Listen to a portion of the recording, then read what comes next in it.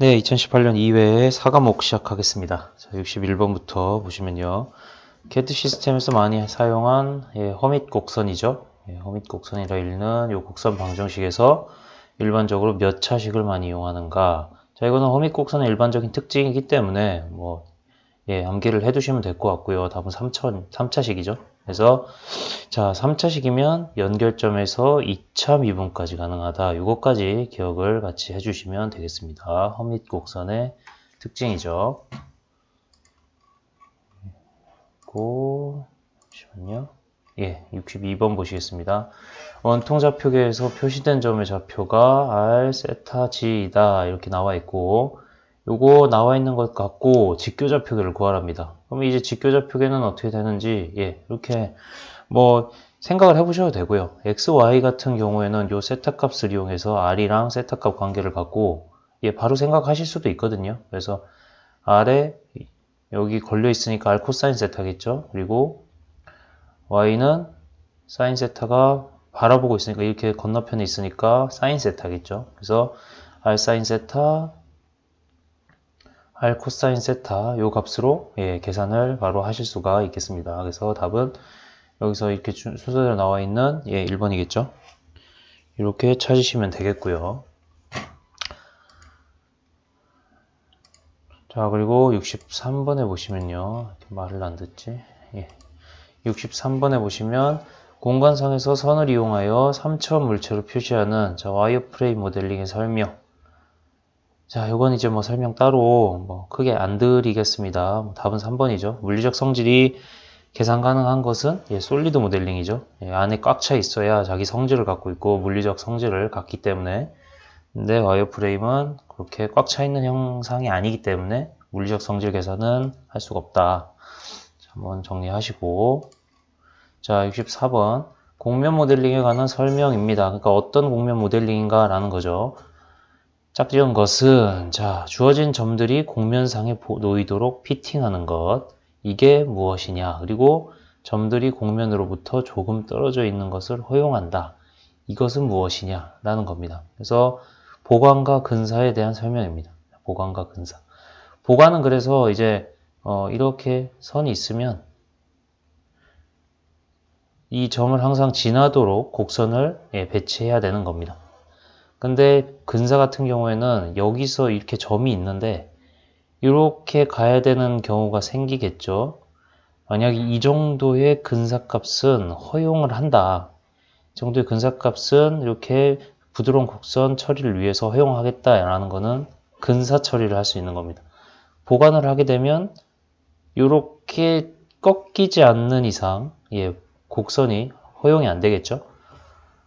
그래서 보관은 이렇게 점들이 놓여 있는 것을 무조건 지나간다고 생각하시면 되고요. 근사는 원활한 곡선의 곡면을 위해서 이제 곡률을 위해서 이 정도 이제 근사적으로 이렇게 주어져 있는 점은 허용을 하고 지나가겠다. 이런 게 근사라고 보시면 되겠습니다. 자, 그리고 65번. 공간의 한 물체가 세개 좌표계 x축에 평행하면서 자 보시겠습니다. x에 죄송합니다. x축에 평행하답니다. 평행하고 세개 좌표계 0, 2, 4, 0,2,4를 통과하는 축에 관하여 90도로 회전된다 라는 겁니다. 그러면 이 물체의 한 점이 모델 좌표계 0,1,1을 가지는 경우 회전 후에 같은 점의 세개 좌표를 구하는 식으로. 그래서 이제 말들이 여러 가지가 나오는데 여기 해설에 한번 보시겠습니다. 해설에 보시면 지금 문제에 설명되어 있는 것 자체가 회전 변환 행렬을 얘기를 합니다.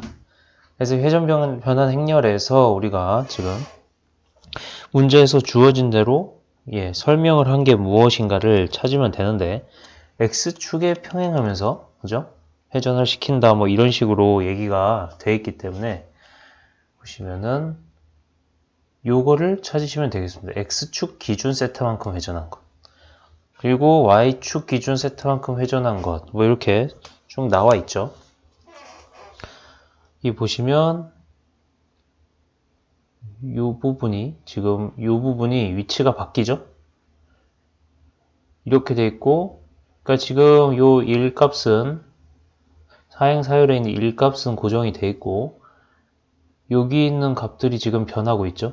이 값에 따라서 이렇게 XYZ축 기준으로 세타만큼 회전하는 게 어떤 행렬인지를 좀 암기를 하셔야 됩니다. 이거는. 그래서 지금 문제도 보시면요. 여기 행렬 중에서 그죠? 요 값들이 지금 여기 있는 가운데 있는 행렬들이 지금 변화하고 있죠. 그래서 요거를 비교해서 찾으시면 되는 실제로는 그런 문제라고 보시면 되겠습니다. 이거를 뭐 하나하나 다 계산을 하실 수는 없으니까 지금. 그래서 요 사이에 있는 어떤 축에 대해서 어떻게 회전하는가를 공부를 하시면 해결을 하실 수가 있겠습니다. 그래서 답은 여기서 몇 번이죠? 답은 3번이 되겠네요. 여기 있는 것들 한번 보시고 정리를 하시면 되겠습니다. 자, 그리고 66번 보실게요. CAD 용어에 대한 설명으로 틀린 것은 틀린 거죠. 잘 보시겠습니다. 표시하고자 하는 화면상의 영역을 벗어나는 선들을 잘라버리는 것을 트리밍이라고 한다. 뭐 맞는 것 같은데 이게 답입니다. 딴 것들을 한번 읽어보시고 요거는 이제 보시면 트리밍은 도면 요소의 일부분을 지정된 경계를 기준으로 잘라내는 작업이며 선들을 잘라버리는 것은 아니다. 화면상의 그러니까 이게 정확히 얘기하면 화면상의 영역에서 벗어나는 선들을 잘라버리는 게 아니라고 보셔야 됩니다. 이게 말이 상당히 좀 헷갈리실 수가 있는데 트리밍은 결국에는 이렇게 씁니다. 이런 식으로 우리가 물체를 이런 식으로 선이 꺼져 있는데 우리는 이 사각형만 이제 필요로 합니다. 그러면은 이 선들을 이렇게 지워버려야 되죠. 이럴 때 트리밍이라고 하는 거지. 어떤 화면상의 영역을 벗어났다. 예를 들어서 내가 이 화면을 다시 그리겠습니다. 어떤 그림을 그렸는데 크기가 커서 이렇게 됐다. 이런 걸 잘라버리는 얘기가 아닙니다. 화면상의 영역, 화면상으로 내가 보이는 영역이 이거라고 이 밖을 잘라버린다라는 게 여기 설명되어 있는 건데 이거는 틀린 말이라 이거죠. 필요 없는 부분. 아까처럼 화면이 있고 물체가 이렇게 있는데 사각형만 필요해요. 그럼 이 바깥 부분 이런 선들을 지워버려야겠죠. 요게 트리밍입니다. 이렇게 구분을 하셔야 명확히 좀 용어를 이해를 하셔야 이거는 트리밍에 대해서 구분을 하실 수가 있을 것 같습니다. 자, 그리고 67번 다음 중 3차원 뷰잉 연산에서 잠시만요. 3차원 뷰잉 연산에서 투영 중심이 투영면으로부터 유한한 거리에 위치한다. 투영 중심이 투영면으로부터 유한한 거리에 위치한다고 가정하는 것. 이거는 원근 투영입니다. 원근 투영. 그러니까 유한한 거리, 그러니까 투영면으로부터 유한한 거리라는 게 이제 핵심입니다. 이게 포인트라고 보시면 됩니다. 뷰잉 연산이란 건 어떻게 이제 물체를 보여줄 것이냐인데 3차원 뷰잉 연산에서 우리가 원근감 있게 할 수 있고 없게 할 수 있고 요 차이가 이걸 얘기합니다. 원근감이 있다 없다의 차이가 이 얘기입니다. 투영 중심이 투영면으로부터 유한한 거리에 있다. 한 점 원근법, 두 점 원근법 이런 것들이 있죠. 그래서 유한한 거리에 있다고 계산하고 위치한다고 가정하는 것이 원근 투영법이라고 보시면 되겠습니다. 그래서 이것도 한번 살펴보셔야 되고요. 여기 나와 있네요. 정확하게 투영 변환이란 3차원 모델을 2차원 화면에 그렸을 때 자, 우리 거리 뷰나 아니면은 물체 같은 거 그렸을 때 원근감이 있게 쭉 저쪽이 이제 가쪽이 멀어지게 쭉 그리는 그런 원근감이 있는 방식 있죠? 그런 원근감이 없는 방식, 우리 등각 투영이나 이런 게 다 원근감 없는 방식인데 그래서 여기 보시면 원근 투영 방식과 직교 투영 방식, 원근감 없는 형태 이렇게 구분한다는 거를 좀 기억을 하시면 좋겠습니다. 자, 68번 다음 형상 모델 중 비례값 비교한 CSG 방식. 자, 요거는 많이 해서 넘어가겠습니다. 한번 읽어보시고요. 69번 랜 시스템의 주요 특징. 이것도 이제 기출문제에 몇 번 나오긴 했는데 잠깐 보시면 자, 랜 시스템이 뭐의 약자인지 정도는 좀 상식적으로 아시면 좋겠습니다. 로컬 에어리어 네트워크 방식이죠. 그래서 랜 방식은 네트워크를 통한 인터페이스 방식 중 하나다. 인터페이스 상호작용한다 이런 거죠. 그래서 컴퓨터들이 지리적으로 가까이 있는 네트워크. 자, 이제 우리 뭐 사무실이나 PC방 같은 데서 랜선 사용한다고 막 얘기를 하죠. 이런 식으로 사용을 하는 거고. 자, 망구축 용이하고 자료 전송 속도가 우수합니다. 근거리 통신망이기 때문에 망구축도 용이하고 자료 전송 속도도 빠릅니다. 근데 장거리 구역 간엔 불가능하다. 그래서 우리가 쓰는 게 광랜이나 이런 것들 쓰죠. 그래서 그냥 랜 방식은 네트워크 근거리 방식입니다. 그거를 기준으로 해서 답을 좀 찾으시면 훨씬 수월하실 거고, 답은 이제 장거리 구역은 아니다라는 거죠. 근거리 방식이다 라는 것 기억을 하시면 되겠고요.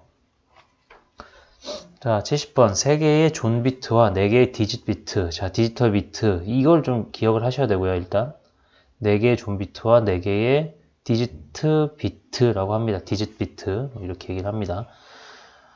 자, 그래서 페리티 비트 적용 여부에 따라서 총 7비트 또는 8비트. 자, 페리티 비트가 있으면 8비트, 없으면 7비트로 한 문자를 표현하는 코드 체계는 이게 아스키 코드죠. 아스키 코드도 계속 문제 잘 나옵니다. 기억을 하셔야 됩니다. 그래서 128개의 문자 표현이 가능하다 하는 것. 128이 이게 7승이죠. 그래서 7개 비트, 128개의 문자 표현이 가능하다는 것. 이걸 하시고요. 잠시만요. 자, 그리고 71번. 다음 중 솔리드 모델링에서 일반적으로 사용되는 기본 입체로 보기 힘든 것. 자, 솔리드 모델링은 어쨌든 3천 형상을 나타내는 거기 때문에 3천 형상이 아닌 것을 찾으면 됩니다.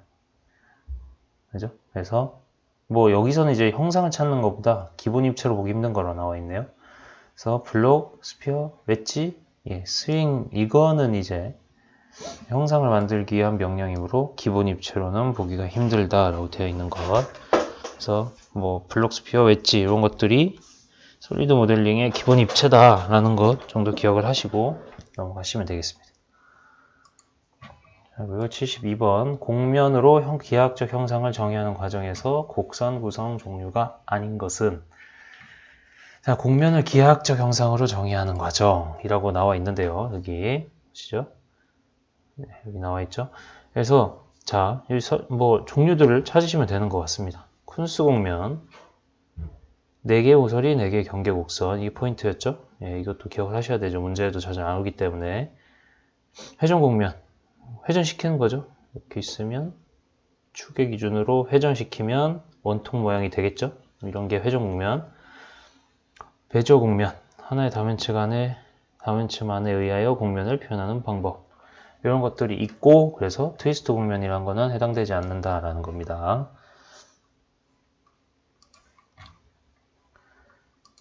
자, 73번 솔리드 모델의 일반적인 특징. 자, 이것도 한번 읽어만 보겠습니다. 질량 등 물리적 성질의 계산이 용이하죠. 아까 와이어프레임 모델링에서 물리적 성질 계산이 와이어프레임에선 힘든데 솔리드 모델에선 가능하다라는 거였죠. 자, 불리연산, 합차적이라고 했습니다. 더하기 빼기 교차. 통하여 복잡한 형상 표현도 가능하죠. 와이어프레임 모델링에 비하여 데이터 처리 시간이 당연히 길어지겠죠. 데이터 처리량이 많기 때문에 은선 제거가 가능하다. 이렇게 육면체 있으면 뒤에 요 선, 안 보이죠? 솔리드 모델링에서 실제로. 그래서 은선 제거가 가능하다. 기본적으로 그렇게 생각을 하시면 되겠습니다. 자, 74번 CAD 관련 용어 중 요구된 색상의 사용이 불가능할 때 다른 색상들을 섞어서 비슷한 색상을 내기 위해 죄송합니다. 프로그램에 의해 시도되는 것. 자, 이것도 이제 전 회에 바로 나왔었죠. 디더링. 또 꼭 이제 계속 나오겠다는 얘기이기 때문에 기억을 하시고, 이제 뭐 디더링 기법이나 사용 방법에 대해서 좀 더 자세히 또 문제에 또 나올 수 있기 때문에 디더링이 요거다라는 거는 적어도 꼭 기억을 하셔야 됩니다. 자, 이거 75번. 자, 이런 원이 있답니다. 원상에 3,4를 지나는 원의 법선 방정식. 자, 이거는 원의 표준형 방정식이죠. 넘기면 이렇게 되기 때문에, 그죠? 이렇게 되기 때문에 원이 있고, 어쨌든 원이 있고 원상의 점 3,4를 지난다. 그러니까 원점이 있고 이 원점을 중심으로 한 반지름 5짜리 원인 겁니다. 5짜리 원이고 근데 이 원상의 점입니다. 아마 3,4 요쯤 되겠죠? 접선이 이거고요. 법선은 이거죠. 법선 이거. 예. 근데 법선이 저번 회차에 또 얘기 드렸지만 번의 법선은 중심을 지난다고 했습니다. 그래서 여기 보시면 원의 법선은 중심을 지나기 때문에 이렇게 요 두 개를 지나는 식을 계산하시면 되겠습니다. 네, 이렇게 보시면 돼요. 그걸 아셔야 됩니다. 원은 어떻게 돼 있든 접선에 대한 법선은 중심을 지나게 돼 있습니다. 법선은 이제 직각선이라고 생각하시면 됩니다. 접선은 접하는 선이고 법선은 이게 법선이죠. 어떻게 돼 있든 법선은 중심을 지납니다. 어떻게 돼 있든. 그래서 요거를 좀 알고 계시면 어렵지 않게 푸실 수 있다라는 것. 이거 76번에 보시면요. CAD 시스템을 구축한 형상 모델에서 설계 해석을 위한 각종 정보를 추출하거나 자 여기 중요한 표시 한번 해보시죠. 설계 해석을 위한 각종 정보를 추출한다. 그리고 추가로 필요로 하는 정보를 입력하고 편집하여 필요한 형식으로 재구성한다. 자, 필요한 형식으로 재구성하는 소프트웨어 프로그램. 내가 하고자 하는 작업이 있는데 그 명령을 그 소프트웨어에 맞게 이제 또 처리를 해야겠죠. 그래서 그 처리 절차가 필요한데 실제로 우리 CNC 공작 기계나 이런 데서 상당히 많이 사용을 합니다. 그래서 이거는 프리프로세서라는 겁니다. 예, 프리프로세서 그리고 포스트 프로세서 이것도 알고 계셔야 되죠. 후처리. 프리프로세서, 선처리, 포스트 프로세서, 후처리 이렇게 기억을 하시면 되고 이 문제에 지금 주어진 거는 선처리, 프리프로세서에 대한 전처리죠. 얘기를 하고 있다고 기억을 하시면 되겠습니다. 자, 3차 배지어 국면 정의하기 위해서 자, 이거는 지금 최소 16개 점이 필요하다고 되어 있죠. 뭐 이렇게 기억을 하시면 되겠습니다. 3차기 때문에 2의 4승이죠. 2의 4승으로 기억을 하시면 되겠습니다.